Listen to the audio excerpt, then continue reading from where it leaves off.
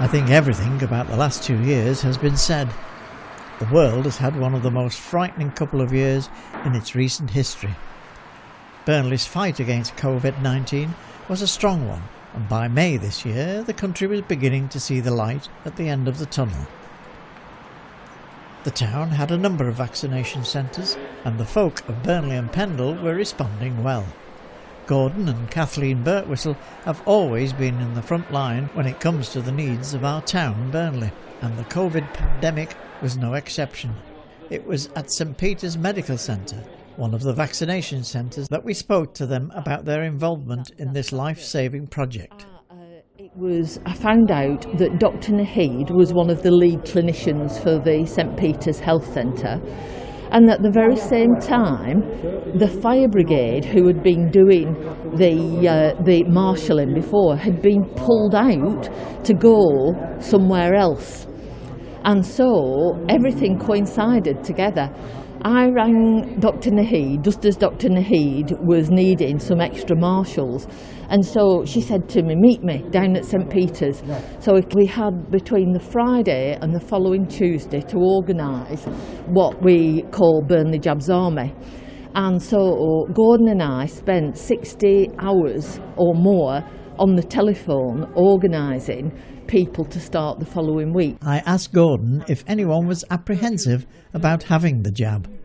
Not really, but we've had a few people who have been, particularly people who have like COPD and things like that, they're a bit edgy when they go in, but everybody's gone through and they've all come out the other end and said, well, it's not like I thought it would be, it's a lot easier than what I thought it would be. Yeah. We've got about 80 volunteers on the books, and they work shifts. Each shift, the morning shift is, I think it's 8:30 till 1:30. The afternoon shift, which is on now, is 2 o'clock till 7 o'clock. And we have eight volunteers on every shift. The people that were working here, there was, at the time of the lockdown, there was no facilities. There was nowhere to go and get a drink, there was nowhere to go and get a sandwich, nowhere to do anything like that. So I was given the role of getting sponsors to sponsor lunches, till eventually we got a company called Simply Classic, who are on the industrial estate, a young man there called Chris. We spoke to him and he said, yeah, I'm happy I will supply lunches every day, but obviously we don't do it for free, so you need to find sponsors. And it was amazing the response we got, that everybody I spoke to said yes. From small companies who said, well, I'll do a couple of days, I'll give you a couple of £100, to firms like Boohoo, Fagan and Worley. Hello. Are you looking to put a face mask on for me, please? Okay, thank you. If you're not used to it, it's blue side out and there's a little strip in one end. If a sit-down is required, afterwards the chair is quickly sanitised. Of course, there is a procedure to follow for patients when they arrive. Basically, you go to the first is meet and greet. So you go there and you'll be questioned about, have you got a bad cough, bad cold, have you any symptoms of coronavirus? You'll be asked to change your mask if it's not one of these masks, and we sanitise the hands. They then go from there to the second desk. The next part, they'll get your book through. Thank you. Thank you. You're welcome. And what the position here does is when the person comes in for the vaccine, we just check that they're expected, and also we check the temperature, which this lady does, and then we register the temperature just in case there's any problems in the observation area later. And if they want to check, the doctor can check what temperature they came in at against what temperature are. So basically we're looking here to make sure that they do have an appointment. And they can check the temperatures. So we need to screen people out if they've got a particular high temperature or a very low temperature. They give the name, we cross the name off, they take temperature. Can I just take your temperature please, Bernard? Thank you. Yeah, we've got you here. And then the next station is a lady in the office who has everybody's name on a computer, so they're all put on computer, and then they wait in there, and then they go down a passageway to be taken into one of 5 rooms where the injection's done. The more observant among you will notice a steward is holding a table tennis bat. She is not waiting to play a game, it's a very sophisticated traffic control system. At the other end of the corridor, another steward is holding a similar bat. They have green on one side and red on the other. This enables them to signal each other when a room is free. This helps, of course, with social distancing. Traffic lights be on red for a while, so... Works, doesn't it? Better than yeah, it does, yeah. Come here. We come here 2 or 3 times a week to do a 4-hour shift. We have a stop-go system. We've got to try and keep everybody apart and socially distanced. So we have a tried and tested method of using stop-go. We've got six clinics that we use, and we just keep a steady flow. You have a waiting room for people, you've got to wait 15 minutes. That's for the Pfizer vaccine. The AstraZeneca, you can go straight away, unless you're driving. Then you've got to wait 15 minutes if you're driving. Okay. Ah, there we go. Hello, this way, my name's Tracy, I'm one of the vaccinators. Do you want to come in here? Do you want to take a seat, Bernard? Just here.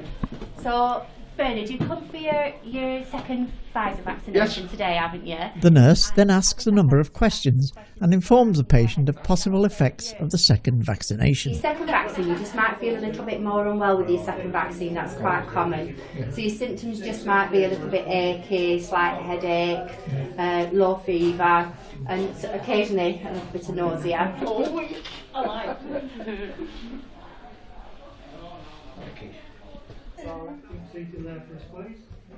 Now, so relax, that's it. I'm just about to give it now. Okay. There you go. Thank you. It's going to take about 2 weeks for that to be fully effective. At the moment, you should have about 60 to 70% protection with your first vaccine. In about 2 weeks' time, your uptake of that vaccine should be in full effect, and you should have about 90 to 95% protection. That's with the current strain that we've got in the UK at the moment. There are 2 lead clinicians.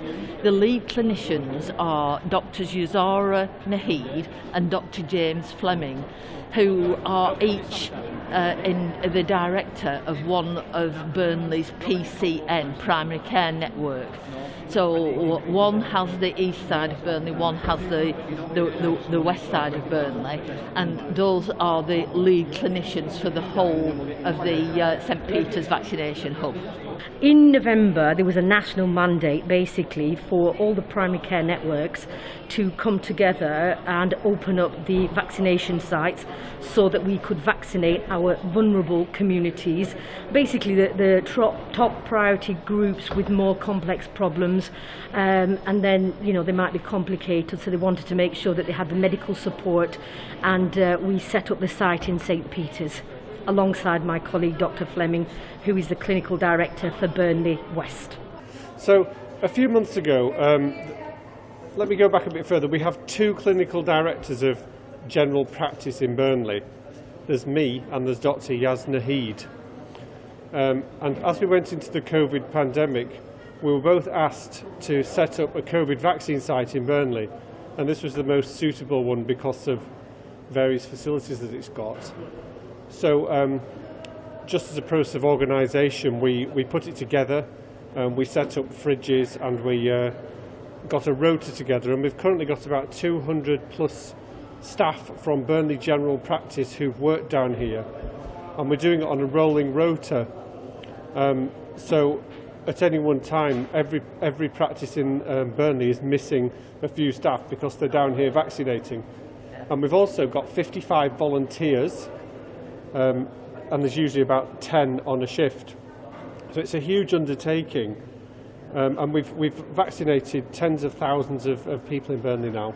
I think COVID has touched every one of us personally and professionally. I know of many close colleagues who have been infected. One of my close colleagues who I trained with many years ago was called Dr. Saud Al-Dabaisi, who passed away. He worked in Bury last year.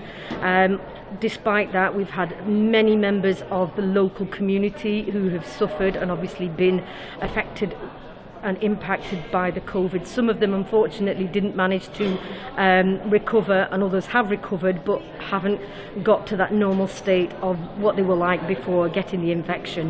There's very few people that have refused. There's been a lot of questions, but I think we've all had a lot of questions because it's all very new. And we've been doing the Pfizer and also the AstraZeneca vaccine.